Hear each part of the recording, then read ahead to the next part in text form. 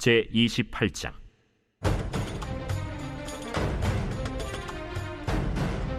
그때 블레셋 사람들이 이스라엘과 싸우려고 군대를 모집한지라. 아기스가 다윗에게 이르되, 너는 밝히 알라. 너와 네 사람들이 나와 함께 나가서 군대에 참가할 것이니라. 그러면 당신의 종이 행할 바를 아시리이다. 그러면 내가 너를 영원히 내 머리 지키는 자를 삼으리라. 사무엘이 죽었으므로 온 이스라엘이 그를 두고 슬피 울며 그의 고향 라마에 장사하였고, 사울은 신접한 자와 박수를 그 땅에서 쫓아내었더라. 블레셋 사람들이 모여 수넴에 이르러 진침해 사울이 온 이스라엘을 모아 길보아에 진치었더니, 사울이 블레셋 사람들의 군대를 보고 두려워서 그의 마음이 크게 떨린지라. 사울이 여호와께 묻자오되, 여호와께서 꿈으로도 우림으로도 선지자로도 그에게 대답하지 아니하시므로 사울이 그의 신하들에게 이르되, 나를 위하여 신접한 여인을 찾으라. 내가 그리로 가서 그에게 물으리라. 그의 신하들이 그에게 이르되, 보소서, 엔돌에 신접한 여인이 있나이다. 사울이 다른 옷을 입어 변장하고 두 사람과 함께 갈새 그들이 밤에 그 여인에게 이르러서는 사울이 이르되, 청하노니 나를 위하여 신접한 술법으로 내가 네게 말하는 사람을 불러올리라. 내가 사울이 행한 일, 곧 그가 신접한 자와 박수를 이 땅에서 멸절시켰음을 아나니 내가 어찌하여 내 생명의 올무를 놓아 나를 죽게 하려느냐. 사울이 여호와의 이름으로 그에게 맹세하여 이르되, 여호와께서 살아계심을 두고 맹세하노니 내가 이 일로는 벌을 당하지 아니하리라. 내가 누구를 내게로 불러올리랴. 사무엘을 불러올리라. 여인이 사무엘을 보고 큰 소리로 외치며 사울에게 말하여 이르되, 당신이 어찌하여 나를 속이셨나이까. 당신이 사울이시니이다. 두려워하지 말라. 내가 무엇을 보았느냐? 내가 영이 땅에서 올라오는 것을 보았나이다. 그의 모양이 어떠하냐? 한 노인이 올라오는데 그가 겉옷을 입었나이다. 사울이 그가 사무엘인 줄 알고 그의 얼굴을 땅에 대고 절하니라. 사무엘이 사울에게 이르되, 내가 어찌하여 나를 불러올려서 나를 성가시게 하느냐? 나는 심히 다급하니이다. 블레셋 사람들은 나를 향하여 군대를 일으켰고, 하나님은 나를 떠나서 다시는 선지자로도 꿈으로도 내게 대답하지 아니하시기로 내가 행할 일을 알아보려고 당신을 불러 올렸나이다. 여호와께서 너를 떠나 내 대적이 되셨거늘 내가 어찌하여 내게 묻느냐? 여호와께서 나를 통하여 말씀하신 대로 내게 행하사 나라를 내 손에서 떼어 내 이웃 다윗에게 주셨느니라. 내가 여호와의 목소리를 순종하지 아니하고 그의 진노를 아말렉에게 쏟지 아니하였으므로 여호와께서 오늘 이 일을 내게 행하셨고, 여호와께서 이스라엘을 너와 함께 블레셋 사람들의 손에 넘기시리니 내일 너와 네 아들들이 나와 함께 있으리라. 여호와께서 또 이스라엘 군대를 블레셋 사람들의 손에 넘기시리라. 사울이 갑자기 땅에 완전히 엎드러지니 이는 사무엘의 말로 말미암아 심히 두려워하며 또 그의 기력이 다하였으니 이는 그가 하루 밤낮을 음식을 먹지 못하였음이니라. 그 여인이 사울에게 이르러 그가 심히 고통당함을 보고 그에게 이르되, 여종이 왕의 말씀을 듣고 내 생명을 아끼지 아니하고 왕이 내게 이르신 말씀을 순종하여 싸우니, 그런즉 청하건대 이제 당신도 여종의 말을 들으사 내가 왕 앞에 한 조각 떡을 드리게 하시고 왕은 잡수시고 길 가실 때에 기력을 얻으소서 하니 사울이 거절하여 이르되, 내가 먹지 아니하겠노라.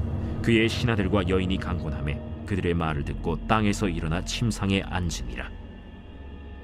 여인의 집에 살찐 송아지가 있으므로 그것을 급히 잡고 가루를 가져다가 뭉쳐 무교병을 만들고 구워서 사울 앞에와 그의 신하들 앞에 내놓으니 그들이 먹고 일어나서 그 밤에 가니라.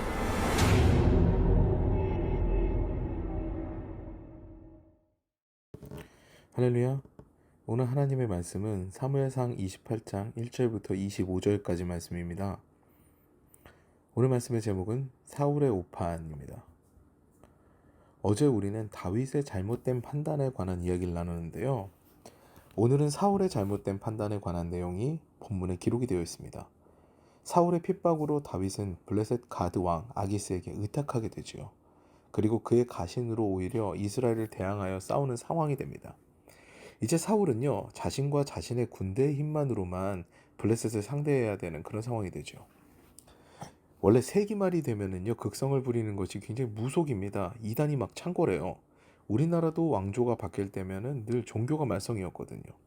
한 치 앞도 알 수 없는 세상에 더 어지러운 일이 일어났으니 뭔가 지푸라기라도 잡고 싶은 심정에 무당과 점쟁이를 찾아 나서는 것이죠. 사무엘이 죽었을 때 상황이 이러합니다. 이스라엘의 대제사장이자 대선지자가 죽습니다. 이제 사람들은 어디 가서 진리를 찾을 수 있었겠습니까?